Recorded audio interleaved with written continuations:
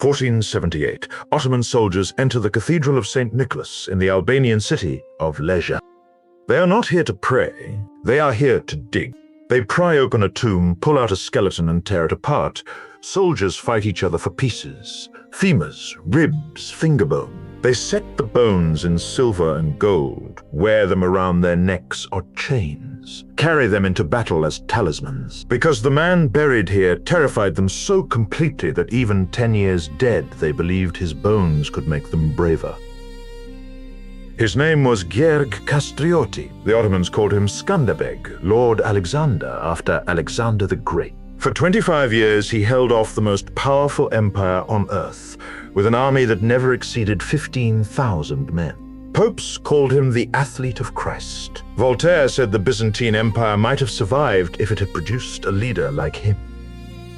And almost nobody outside Albania has ever heard his name. That is not an accident. That is what happens when you fight alone and the people who should have helped you write the history instead. The 15th century Balkans are a graveyard of Christian kingdoms. The Ottoman Empire has spent 100 years consuming everything in its path. Serbia fell at Kosovo in 1389, Bulgaria absorbed by 1422. Greece, Macedonia, Thrace, all Ottoman provinces. The method is consistent.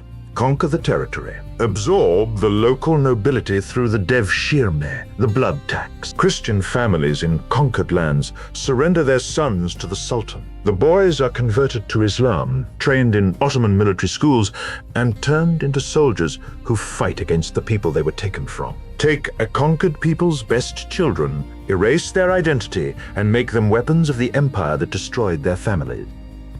Around 1423, a boy named Gjerg is taken from his father, Gjon Kastrioti, a minor Albanian lord in the mountainous north. Gjon has no choice. He is an Ottoman vassal.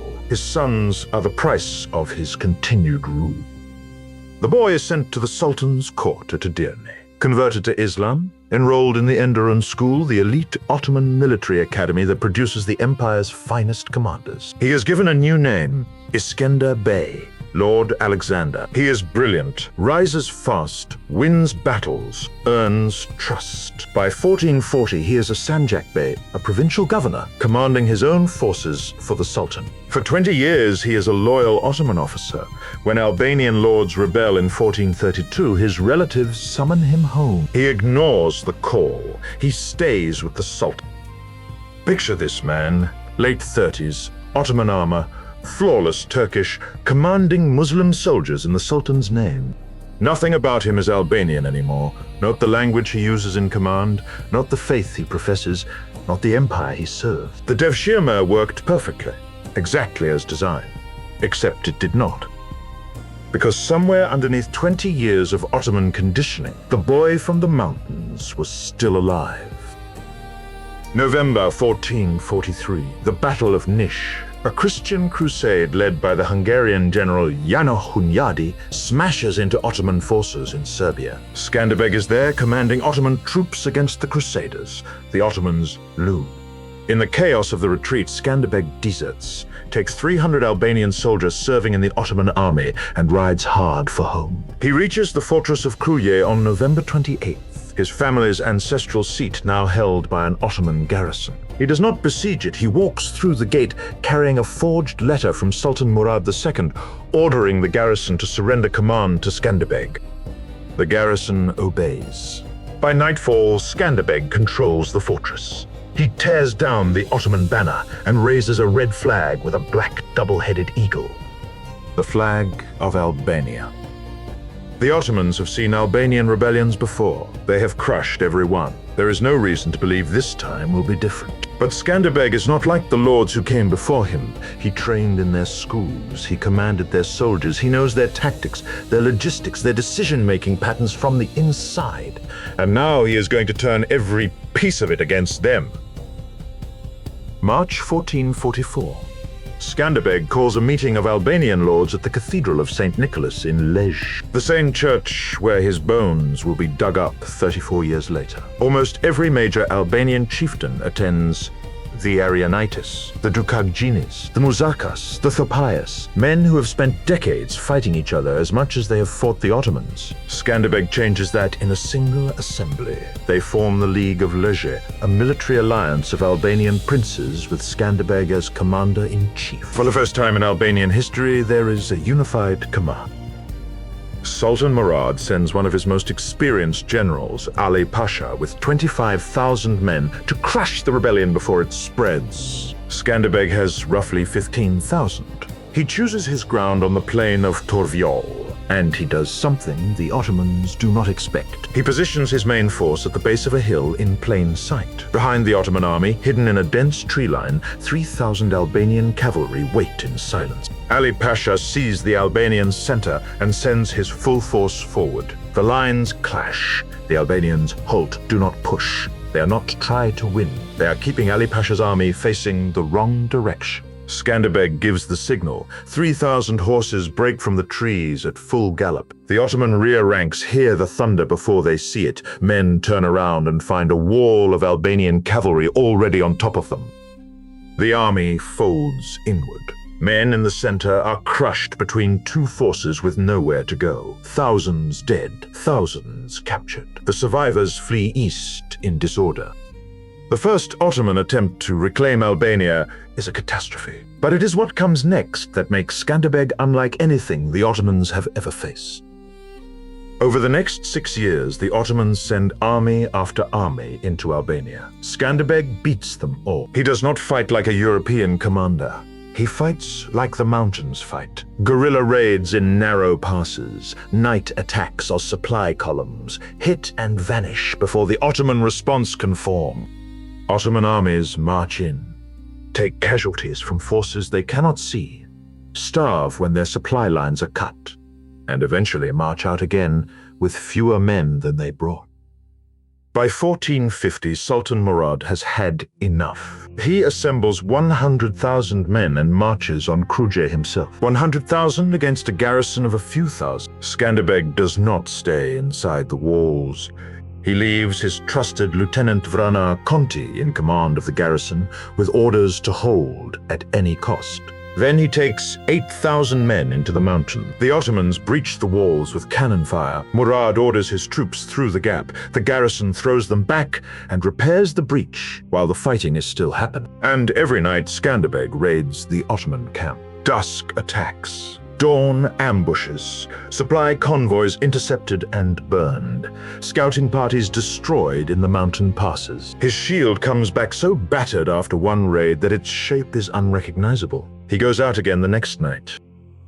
Murad offers Vrana Conti 300,000 silver coins to surrender the fortress. Conti refuses. He offers Skanderbeg 10,000 gold crowns a year to stop fighting. Skanderbeg's answer is recorded. If Murad divided his entire empire with me and made me co-ruler, I would never allow the name of Albania to be stained with that disgrace. By October, the Ottoman camp is falling apart. Disease, collapsing morale, supply lines in ruins. After 5 months, Murad lifts the siege. 20,000 Ottoman casualties. He withdraws east. He dies 4 months later. He never returned to Albania. Murad's son Mehmed II takes the throne. In 1453, he conquers Constantinople and ends the Roman Empire. The man who broke the greatest city in the world now turns to the Albanian mountains. And the mountains keep breaking his armies. But in 1455, Skanderbeg loses at Berat, his first real defeat, and everything starts to crack. His own nephew, Hamza Kastrioti, defects to the Ottomans, not a minor lord. Blood. The Ottomans give Hamza joint command of a new invasion force because Hamza knows Skanderbeg's tactics from the inside. The weapon the Devshirme built is now being used against the man who escaped it. In the summer of 1457, an Ottoman army of 80,000 enters Albania. Hamza and the Ottoman general Ishak Bey lead the advance. They know Skanderbeg's ambush patterns. They know his terrain. Skanderbeg knows they know, so he does something nobody has seen before. He splits his entire army into small groups and scatters them through the mountains. Then he disappeared. Weeks pass. The Ottomans march through Albania unopposed. No ambushes, no raids, no sign of Albanian forces anywhere. The Venetian governor of Durrës reports to Venice that Skanderbeg has fled, that the resistance is over. The Ottomans believe it too. They make camp in the open plain at Ujebardha and begin to relax. Skanderbeg has been watching from a peak above the camp the entire time. On September 2nd, he gives the signal. The scattered Albanian forces reassemble from every direction and hit the Ottoman camp in 3 columns simultaneously. The Ottomans are caught resting. The assault tears through the camp before any organized defense can form. Up to 30,000 Ottoman soldiers killed or captured. Hamza himself taken prisoner and shipped to Naples in chains. He beat an army that knew exactly how he fought by doing something he had never done before. But the empire does not stop. It never stops. In 1466, Mehmed comes personally. The conqueror of Constantinople marches into Albania and lays siege to Kruja a second time. The same fortress that broke his father 16 years earlier. Skanderbeg is 61. He has been fighting for 23 years. His allies have wavered, betrayed him, returned, wavered again. He has begged for help from Venice, from Naples, from the Pope. Some comes, never enough. Mehmed fails to take Kruja. Again, the same fortress that swallowed his father's army swallows his. Skanderbeg breaks the Ottoman ring around Kruja in 1467. He kills the Ottoman commander Balaban Pasha in the fighting. He is 62 years old and still leading charges on horseback against men half his age. But look at what surrounds him. Burned fields, empty villages, a generation of Albanian men buried in the mountains, the allies who stopped answering letters years ago. Albania is exhausted, and Skanderbeg is dying. January 1468. He rides to Lezhë to meet with Venetian envoys. One last attempt to build the alliance that never came. He is burning with fever. Malaria. On January 17th he dies, 62 years old, 25 years of continuous war. He is buried in the Cathedral of St. Nicholas, the same building where the League of Lezhë was founded, the same building where the Albanian resistance was born. Without him, it dies. The League survives another decade on momentum. Kruja holds until 1478, 10 years after his death. When the Ottomans finally take it, they march to Lezhë. They find the cathedral, they find his tomb, and they tear it open. Ottoman soldiers pull his bones from the grave and fight over the pieces. They set them in metal and wear them as amulets, because they believe the bones of Skanderbeg will transfer his courage to whoever carries them. Think about that. The empire that conquered Constantinople and broke every army the Christian West could send was so shaken by one man that a decade after he died, its soldiers were wearing his bones for protection. Not his sword, not his banner, his bones. As if bravery were a disease he carried and they could catch it from his skeleton. Albania fell to the Ottomans and did not regain independence until 1912, 444 years. His double-headed eagle flag is the flag of Albania today. His helmet is the symbol of Albanian identity. The central square of Tirana bears his name. 25 years. 15,000 men at most against the empire that swallowed the world. The Ottomans took his country. They took his bones. They could not take what he proved. That a small nation in the mountains, led by the right man, can make an empire bleed for a generation.